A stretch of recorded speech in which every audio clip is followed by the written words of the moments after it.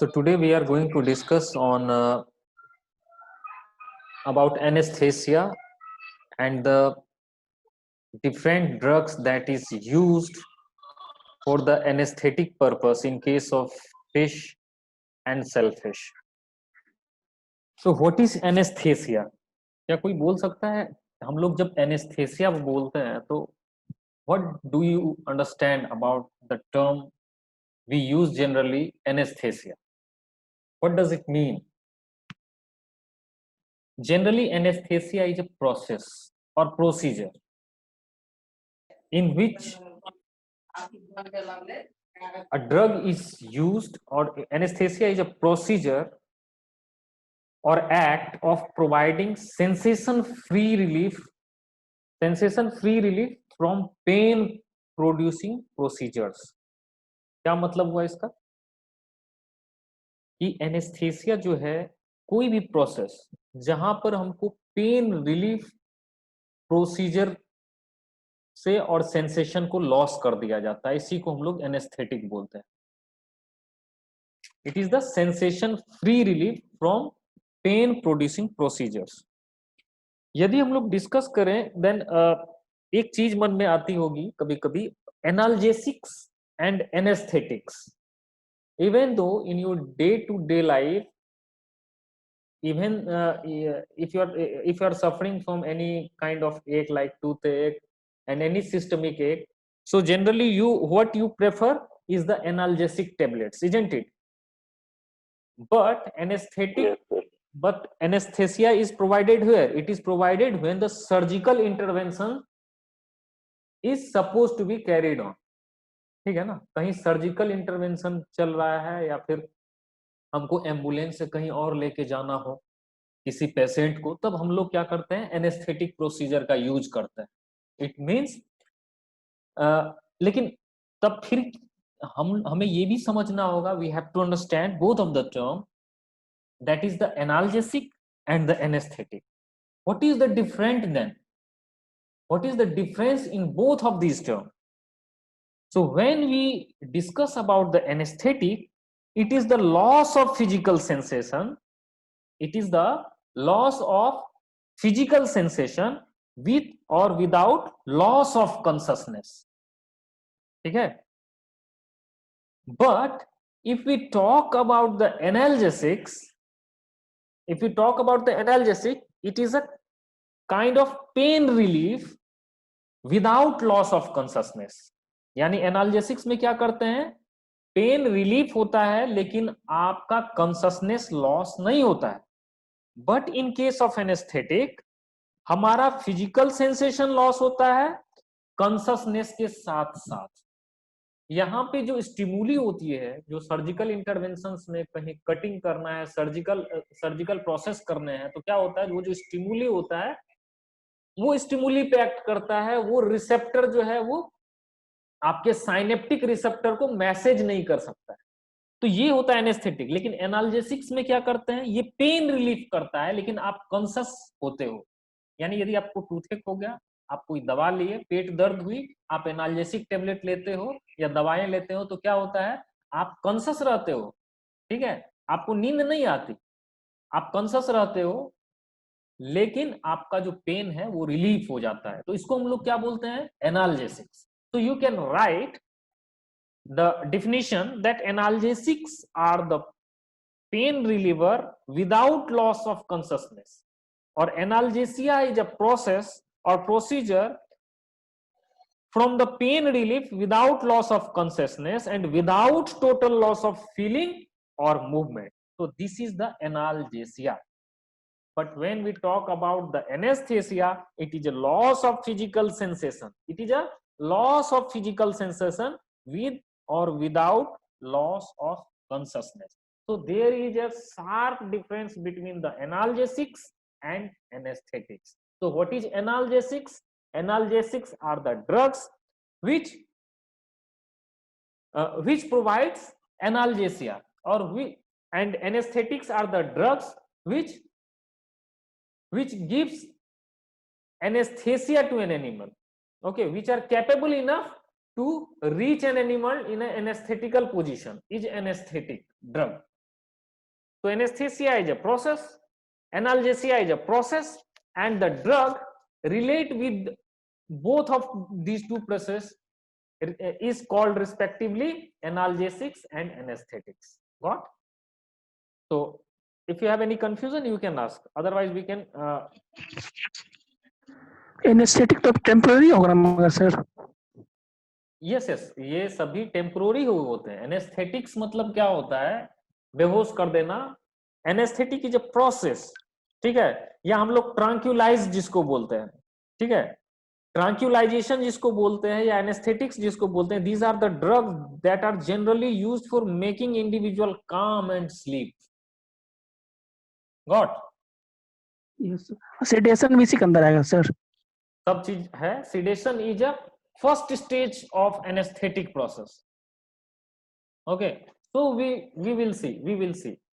Okay, so anesthesia overall, this is the anesthesia. Then next, why feces are anesthetized? Because generally in case of aquaculture, anesthetics are used to reduce the stress. Okay, because fish are easily stressed by handling and transport, isn't it? Because fishes are the perishable commodity. They having a white muscle or white fiber, so they can exhaust ATP more fast compared to red muscle animals, isn't it? So while transportation, because fishes are easily stressed, so during the transportation or handling, for the reduction of stress, we generally introduce such kind of anesthetics to avoid the immunosuppression or any kind of physical injury that occurs during the transportation process, during the operation process, during the hauling process, whatever. So in general, aquaculture anesthetics are used during breeding and transportation to prevent physical injury and reduce metabolism. Why in breeding? Because if we go at the level of brooders, it is very costly, and if a brooder is not well, you can't get a healthy individual or the maximum fertilization out of it. Okay, maximum ovulation, you can say, in case of female fish, or in case of male it is the spermation. Then we talk about the factors. What are the factors which affect the activity of anesthetics? So the factors that affects the activity of anesthetics, it depends on the species level, the strain level, it is the sex, means male or female, it is their age, it is their nutritional status, disease status, their relative body size, disposition, distress, and so on. Okay, so these are the certain factors on which the anesthetics are depend on, or the dose of anesthetic drug are dependent. So if you have any question, we can discuss, otherwise we can go further. Disposition क्या है? Disposition is nothing but the natural quality of individual character. Got? It is the natural quality of an individual character. What is this? Suppose कि कोई भी fish वो एक harsh condition में रहता हो, इवन कि तुम देखते होगे कि हम लोगों की इंडिविजुअल में जब एनेस्थेसिया देने के लिए जाते हैं, ठीक है, यदि हम उसके पेरेंट को सेम डोज देंगे एनेस्थेटिक्स तो रिकवर कर लेता है, लेकिन जो अल्कोहलिक है तो they need much more higher amount, ठीक है. तो ये एक नेचुरल कैरेक्टर पे भी डिपेंड करता है कि वो किस इन्वायरमेंट में रह रहा हो, ठीक है. हो सकता है वहां पहले से ही वो एक्लिमेटाइज्ड हो उस चीज के, या एक इंडिविजुअल जो ऑलरेडी पहले भी एनेस्थेटिक दिया जा चुका है, तो ऑब्वियसली दे हैव उनको जो जो रेट होगा वो डबल्स होगा, ठीक है। And anything else, it is the distress, ठीक है। डिस्ट्रेस मतलब क्या होता है? It is not the stress, distress means it is the severe anxiety level, okay, when an individual suffers from severe anxiety is the distress. Yes, further we can go on or we can discuss it. बाकी चीजें समझ में आई? आगे बढ़िए। हाँ please please. Yes sir. बताना। Then what are the uses of anesthetics in fish? So generally the fishes are anesthetized for three purposes. In aquaculture, when we focused about the aquaculture, these fishes are anesthetized for three purposes, and generally it is restricted to the transportation. Either this transportation occurs for breeding purpose, or while doing after taking those fishes, those fry, fingerling or spawn, and further stocking into nursery pond, or for selling or marketing purpose in live condition. If you want to sell your fishes in live condition, you have to anesthetize, otherwise what will happen? क्यों हम लोग anesthetics करते हैं? क्यों जरूरी है transportation में? What does it do? What happens? Stress आ जाएगा सर। स्ट्रेस किस तरीके से आ सकता है? The first thing, when you transport a fish, you have to keep or you have to condition the fry, fingerlings or spawn or brood, whatever so, because conditioning of a transportable species reduce the metabolic activity or the excretion, okay. Then further, when they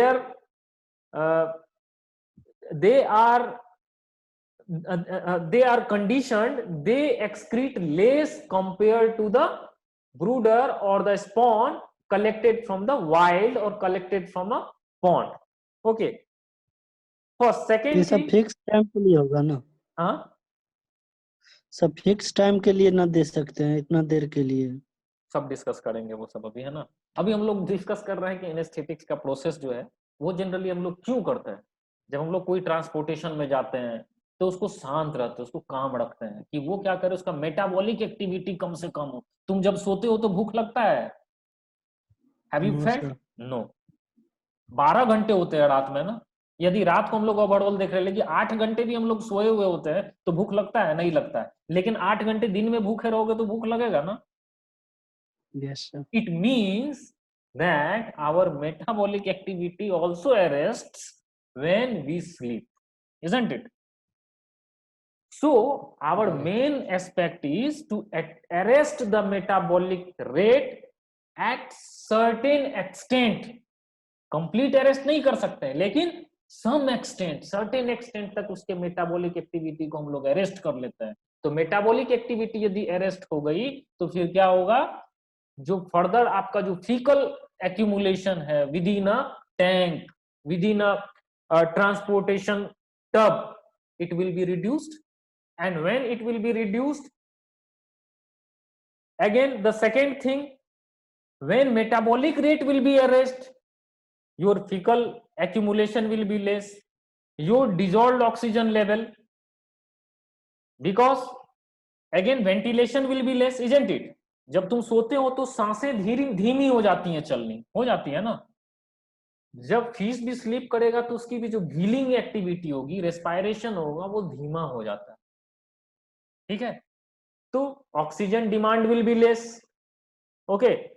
so automatically all these include and they have give hand for their longer survivability. Got? So these are the basic criteria, these are the basic fundamental aspect about the anesthetics drug that is used in aquaculture. But apart from aquaculture, where we use all these drugs, like in sampling process, ठीक है। जब lab में scientific study में हम लोग sampling कर रहे होते हैं वहां भी करते हैं, ठीक है।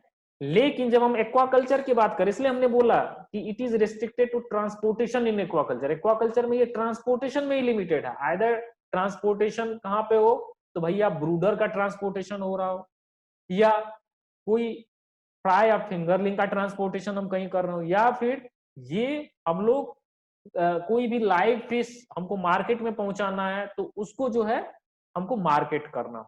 बेसिकली यही पर्पस होता है एक एनेस्थेटिक ड्रग का एक्वाकल्चर फार्म में और एक्वाकल्चर प्रैक्टिस में। But apart from aquaculture practice we can use where in sampling, in scientific study, okay, और to study the different physiological bio parameters, ठीक है ना। तो इस तरीके से हम लोग देखते हैं।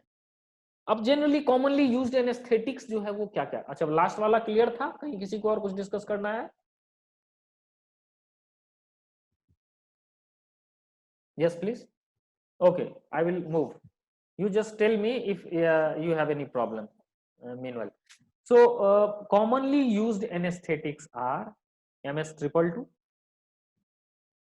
it is quinaldine, okay, quinindine, it is the typing error, the quinaldine, 2-phenoxyethanol, sodium amytal barbiturate, or sodium amytal barbiturate is the combination of barbital sodium and sodium amytal.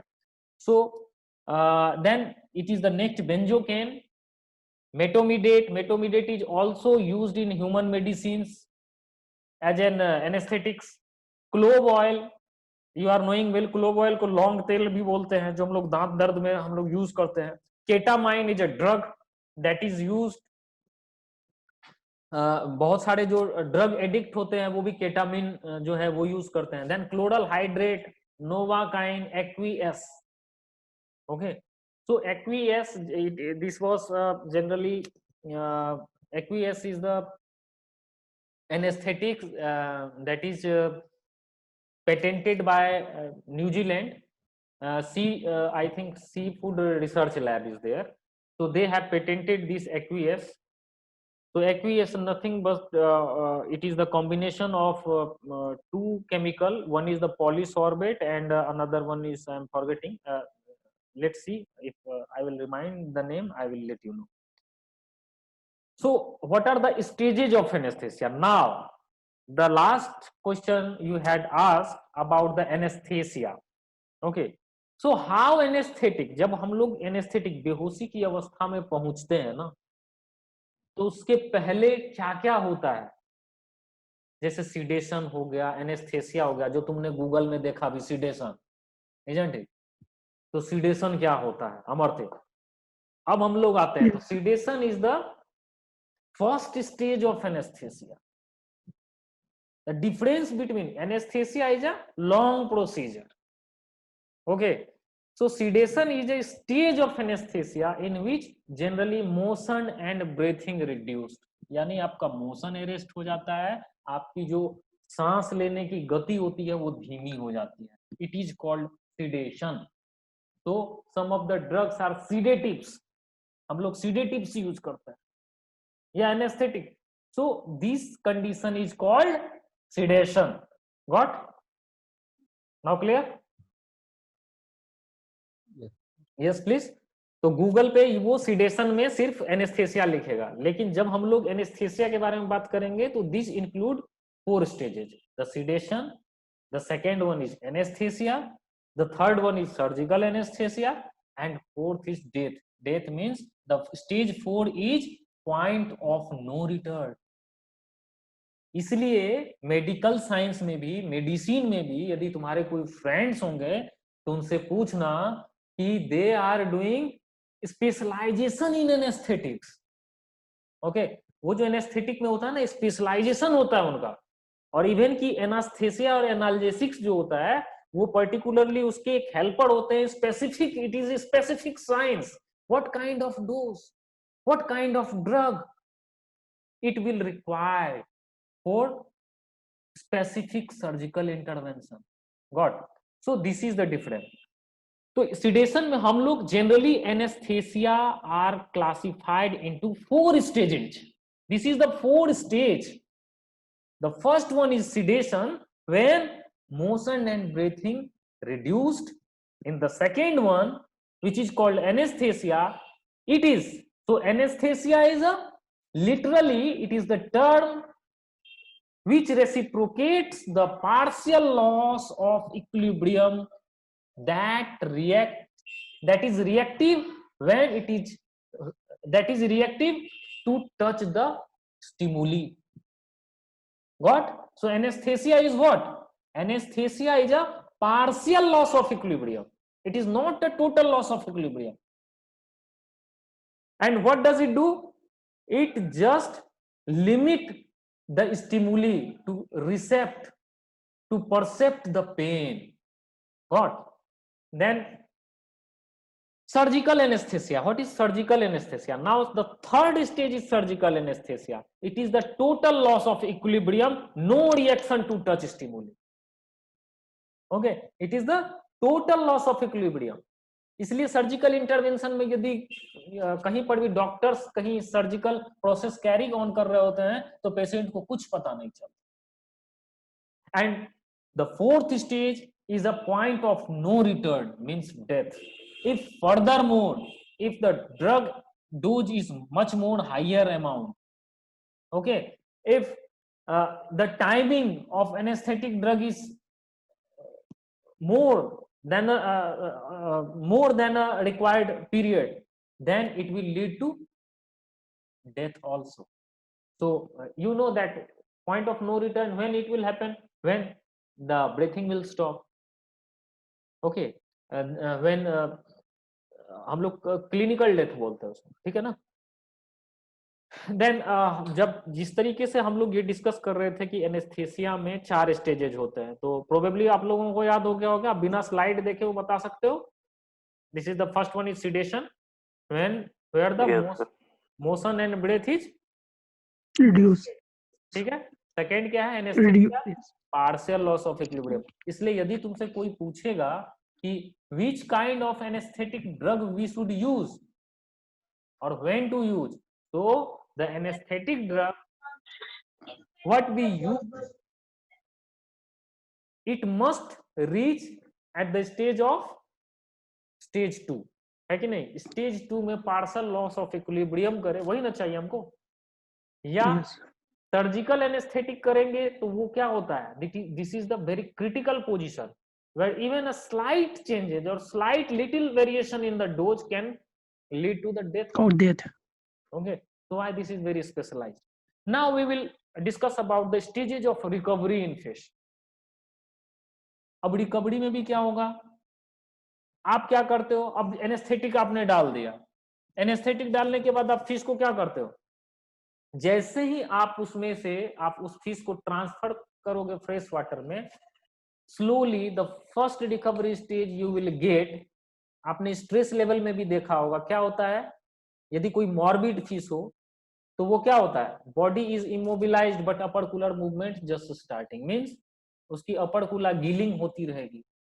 ठीक है, यानी गिल जब तक चल रहा है तब तक is life. Second recovery stage, यानी जनरली 3 रिकवरी स्टेज हैं. सबसे पहले गिलिंग होती है, यानी मछली क्या होगा, they will hang in vertical position. ठीक है ना, वर्टिकल पोजीशन में वो हैंग होंगे उल्टा लटक करके. ओके, लेकिन उनकी गिलिंग होती रहेगी, मॉर्बिड कंडीशन में होगा, बॉडी इमोबिलाइज होगा बट अपर कूलर मूवमेंट जो है वो चालू रहेगा. सेकंड में क्या होगा, रेगुलर अपर कूलर मूवमेंट स्टार्ट हो गया, ग्रॉस बॉडी मूवमेंट बिगनिंग. अब वो क्या होता है, उसकी बॉडी जो है ना वो घूमने की कोशिश करेगा, वो राउंड होगा, वो चलेगा, उसकी गिलिंग होगी या स्लो मूवमेंट होगा. और थर्ड स्टेज में क्या होता है, इक्विलिब्रियम रीगेन, जैसा था वो पहले वैसा हो जाएगा. तो यही है स्टेजेज ऑफ रिकवरी और स्टेजेज ऑफ एनेस्थेटिक्स. व्हाट, हम लोग अब आते हैं कि what are the usages of anaesthetics in aquaculture and how it does. So we have just discussed in a brief that it reduces the overall stress among the fishes, it helps to decrease the metabolic rates, and if there will be decrease in metabolic rates, it will lead to less oxygen consumption. Less carbon dioxide production and excretion of toxic waste. तो इससे क्या होगा, जो new tank syndrome होता है, ठीक है, या फिर जो हमारा जो डेथ होते हैं वो रिड्यूस हो जाएगा। कंट्रोल एक्साइटेबिलिटी, एक्साइटेबिलिटी कंट्रोल होगा तो मस्कुलर रिफ्लेक्स कम होगा, मस्कुलर रिफ्लेक्स कम होगा तो एटीपी जो जितनी हमारी खर्च हो रही है वो बचेगा, तो मछली की बच जाएगी। और मछली का जब जो कंजर्व्ड है, एनर्जी कंजर्व्ड रहेगा ज्यादा देर तक, तो क्या होगा, they will be much more healthier. Then reduction of required by handling. तो ये सब जो है कुछ काउज थे, ये था। हम लोग अब आते हैं केमिकल पे। अब बहुत सारी बातें हो गई, अब जनरली हम लोग देख लिए एनेस्थेटिक का जनरल, हम लोग को यहाँ फोकस करना था कि एनेस्थेसिया क्या होता है, how it differs from analgesia, then what are the stages of anaesthetics, what are the stages of recovery after the anaesthetic drug is given, then what are the chemicals, okay, what are the chemicals which is used. So it is the MS222, it is also called trichane methane sulfonate. It is the only drug that is approved by FDA, it is the only drug that is approved by FDA to use in aquaculture, okay. So this is the most commonly used tranquilizer nowadays, and generally this is a white crystalline powder, easily dissolved in water, and it easily dissolved in water up to level of 11% solution, okay. Jab stock solution, when we prepare, we generally prepare stock solution of 11%.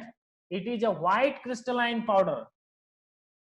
Then third characteristic is it is the fat soluble, okay. Then recovery time can prolonged in older fish and gravid female. Good. So there are different dilution of this chemical, particular chemical, and it varies, depends on the species, strain. Generally the feces are kept at the dilution of 1:20,000, okay, or 20,000 dilution is being done. For how much time? Time is also an essential criteria, for 15 to 20 minutes, okay. So the recommended dilution is twice in case of hardy fish. So as we have discussed कि हम लोग कैसे इसको increase कर सकते हैं, decrease कर सकते हैं, कौन सी हार्डी फिश है, कौन सी सॉफ्ट फिश है, प्रोबेबली अभी तक आप लोगों को पता होगा एक्वाकल्चर से या फिजियोलॉजी से, जैसे कोल्ड वाटर हो गया उसका क्या होगा, वार्म वाटर होगा क्या होगा, ठीक है। हम लोग का टाइम जो है वो शॉर्ट हो रहा है, एक बार मैसेज आ गया है, हम लोग आगे बढ़ते हैं। मीनवाइल यदि आप लोगों को कोई क्वेश्चन है आप लोग पूछ सकते हो खट से।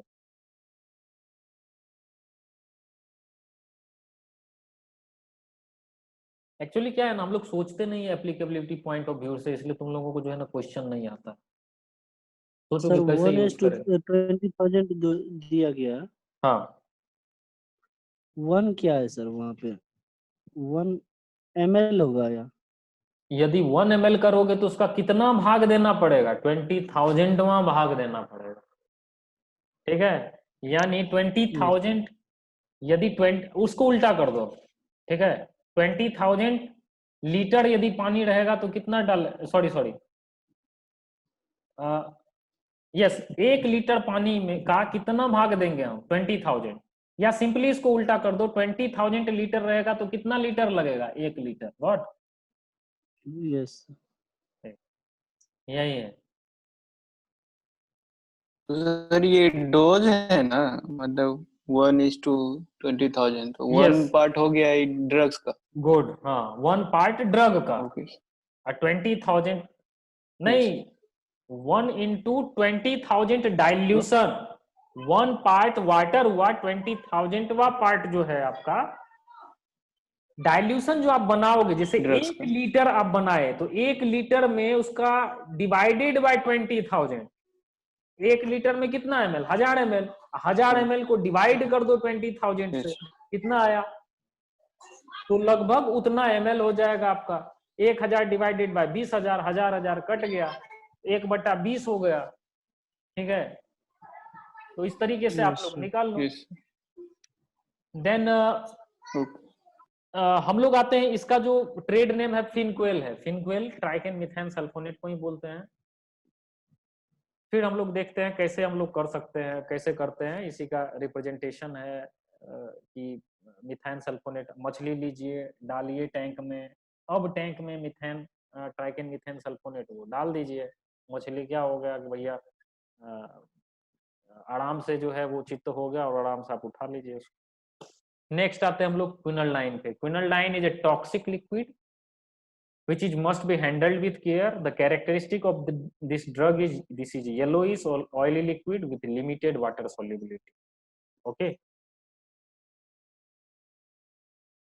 ये सबसे ज्यादा यूज किया जाता है। I would like to say that most of the fish farmers they use quinoline. This is the yellowish oily liquid.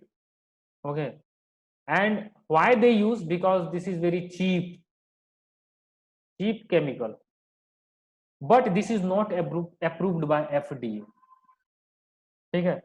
अब देखो एक चीज मस्ट बी डिजॉल्व इन, अच्छा, as this is the water solubility, लेकिन ये लिमिटेड वाटर सोल्यूबल है। ये water में सोल्यूबल कब होगा? जब आप इसको डिजोल्व करें, या तो एसीटोन में डिजोल्व करें, अल्कोहल में डिजोल्व करें, फिर जाके आप वाटर में डिजोल्व करें, तभी ये डिजोल्व होगा, otherwise it will not be dissolve in water.